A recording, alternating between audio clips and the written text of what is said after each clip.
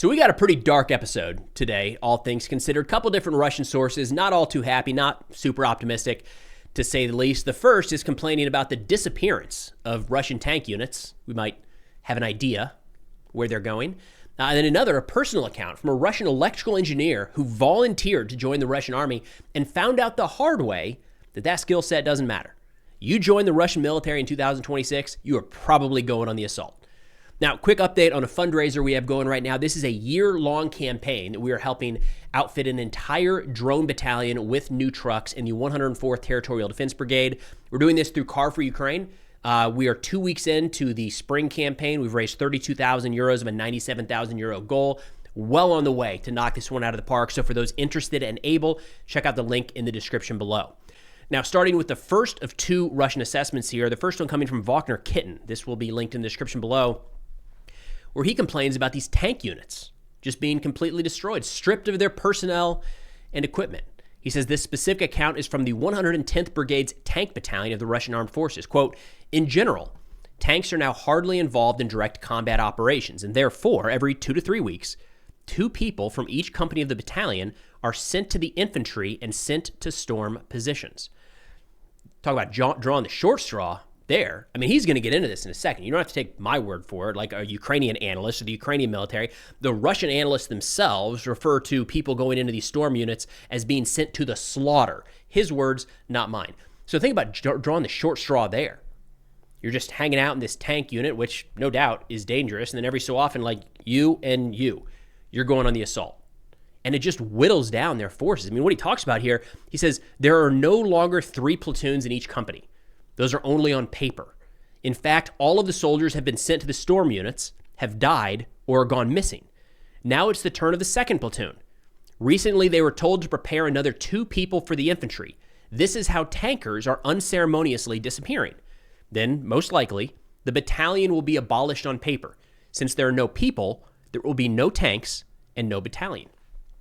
Now, what they're getting at here is we've seen an adaptation on the Russian side over the course of the last year and a half, 2 years, where they have really limited the number and size of their armored assaults.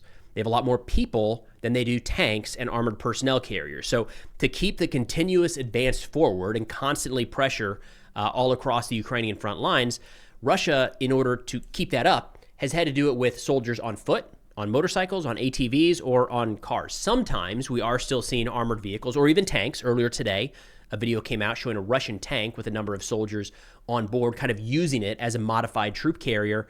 But when those big vehicles enter the kill zone, they get identified, they get at least heavily damaged, if not destroyed. Like everyone on the Ukrainian side is like, all right, there's a tank, let's get rid of said tank. So they don't last very long on the battlefield. So in turn, what Russia has started doing, has been doing now for a while, is just sending small groups of infantry forward. So what they're getting at here is they look at the tank units and say, well, we're not using the tanks, so we don't need as many tankers. We need more infantry. We need more storm units. We need more guys to assault forward, straight into the slaughter, as he says. He says, how to stop this? How do we expose this fact? People are ready to go into battle and defend their homeland, but it is a crime to dispose of tankers' lives in this way. Quote, I ask, please, whoever is responsible to stop this arbitrariness and the destruction of our tankers by their own absurd actions.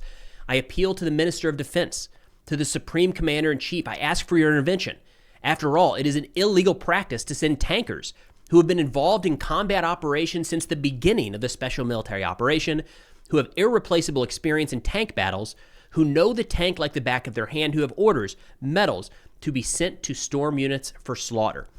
If we can pause real quick, when you are referring to a type of unit in your own military as being sent to the slaughter, like, again, this is not a Ukrainian analyst. This is not Preston Stewart's assessment of what these storm units are doing. This is a Russian analyst, and they say this over and over again. They're saying the storm units are sent to slaughter. That's insane that we have any country in the world willing to continue fighting a war like that. But either way, that's where these tankers are going. So the personnel are decreasing inside of these units. And the bigger issue is not just that they are labeled a tanker and then sent to the assault, but the ones that are trained and have the expertise and have been in these tanks in some cases 3, 4, 5+ years, maybe before the war started, at the very least for a duration of this conflict. That experience is out the window because you're handing them a rifle and sending them forward through the kill zone as an assaulter. So there are certainly a few frustrations on the Russian side that they are squeezing every bit of manpower they can out of the military at this point. And we've even got next up here an electrical engineer who thought, hey, maybe they're doing that to tankers, to the combat arms guys, but I've got a skill set. They're going to use me. It's not how it actually works out. But before diving into that, a quick thank you to the sponsor of today's video, Ground News. So the world's a little hectic right now, to say the least, which is why the sponsor of today's video, Ground News, can be such a useful tool.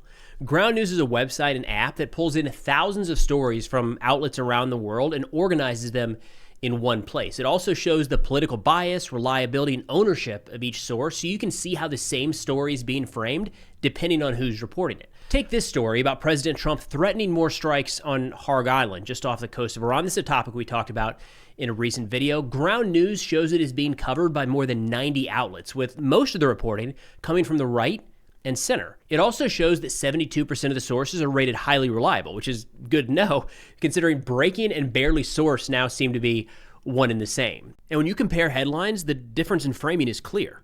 Semaphore, a left-leaning outlet, emphasizes fear of a global economic crisis, while the Straits Times, a right-leaning outlet, focuses instead on Trump warning of additional strikes and his pressure on allies. Now, one feature I've really liked is Blind Spot. It shows the stories being covered mostly or entirely by one side of the political spectrum, because no matter where you land politically, you're probably missing part of the picture. So go to ground.news/Preston or scan the QR code on the screen to get 40% off the Unlimited Vantage plan. That brings it down to around $5 a month, which is pretty reasonable for seeing what everyone is arguing about with just a little more clarity. All right, so turning over to this other assessment from Maxim Kalishnikov, where he tells the story of who he refers to as a, quote, optimistic lieutenant.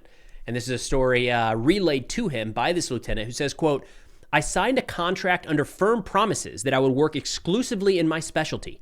I'm an electrical engineer. They say there's a shortage of people who understand this stuff in the Russian army. At the regiment's formation, the commanders talked about the glorious past and heroic present. They just admitted that by 2024, this regiment had already been completely replaced 3 times, except, of course, for the regiment's commanders. So what they mean, again, this is the type of stuff, like you got to go back to World War II, World War I to get this type of figure around the casualties. What they're saying is, let's say the regiment is 1,000 people strong, that they have gone through all of those 1,000, replaced them all, gone through them again, replaced them all, gone through them again. They've fully replaced the entire regiment of soldiers 3 times. That was by 2024. It's 2 years since then. So that's insane. But he says, when I arrived at the regiment, I almost immediately fell out of favor with the commander and was assigned to lead assaults. In this regiment, electronics turned out to be useless. All the electronic warfare equipment ended up as scrap metal. But I went on with the assaults. We got thoroughly routed. You want to talk about how a military fails? Like, they might be able to continue operating for a period of time, but a military, a country, when you take somebody with a specialized skill set, right? The other example was the tankers. And it does take a significant skill set to understand how to operate those tanks and kind of become one with that piece of equipment. It's not easy to learn that. It's even harder to learn how to become an electrical engineer. So when you're taking those guys and saying that's all well and good that you got all that schooling, and you tell me there's not a single place across the entire front where an electrical engineer could come and use for the Russian army, get out of here. And saying you are as useful as a prison convict, essentially. Hand the guy a rifle, send him forward, you're in an assault unit. That is killing off the brain power, the skills inside of Russian society. That is not sustainable, not at all. Now, during these assaults, this specific engineer got wounded a number of times, but continued to be sent forward. He said, during the day, I got a shrapnel wound in my hand. I bandaged it and kept fighting. By evening, shrapnel hit my thigh. As it turned out, it pierced both a vein and an artery. He said the medic had bandages and an order to return everyone with intact limbs to the front line, and they didn't care about my swollen and bruised leg. He talked about how he had to crawl for over a day on the ground because he couldn't walk. His leg was so torn up. He gets back, they throw on another tourniquet, a couple bandages, and say, I don't know, the leg's still there. You got to keep fighting. Again, like, that's crazy for any soldier. This is a guy with a unique skill set that probably could be pretty useful in a number of different other positions. He said, the next morning I was again sent into battle, holding on to the soldier's body armor. We went to where we were again thoroughly routed. I got shrapnel in both legs and a piece of metal in my temple. I bandaged it and I forgot about the hole in my head. Several people drug me back, all wounded themselves, leaving me every time when enemy drones appeared. Not everyone was lucky. The whole day was spent trying to reach what seemed to be like our own. And he talks about this a couple different times where the actual combat portion of this assault is pretty limited. Like they get out in open terrain, they get hit pretty quick. And then the entire rest of his journey, if you will, is trying to find his way back to safety, back to the Russian lines where he can actually be bandaged. And it takes him multiple days because there's no party bringing him back. He said, quote, I ended up in a hospital where there was diagnostic equipment. They scanned my wounds and urgently sent me to Moscow for leg surgery. But they also examined my head and found a 6mm shrapnel deep in my brain. No one will discharge me for health reasons, so I continue to serve my motherland. This is how we fight. Now, that type of deal is crazy for like any level of soldier, right? When we're talking about convicts coming out of prison, convicted murderers being heavily wounded and sent back into the fight, their capacity is significantly degraded, right? No matter what. They're just less able to operate after those wounds than before, and they're not the same level of soldier that they ever were, right? You have to allow these things time to heal. And we've heard countless examples from the Russian side since the war began of this type of thing. But I wanted to highlight this one because it's not just that soldiers are being sent forward while they are still very much wounded and should not be on the battlefield. I mean, what do you think he's operating at? 30%, 40%, 50% maybe of his actual capacity? But on top of all of that, that's an electrical engineer. You're telling me he couldn't be useful in a drone unit, an electronic warfare unit, in an air defense unit, aviation, anything? They're just plowing through manpower at this point. The personnel management in the Russian army seems suspect at the very least.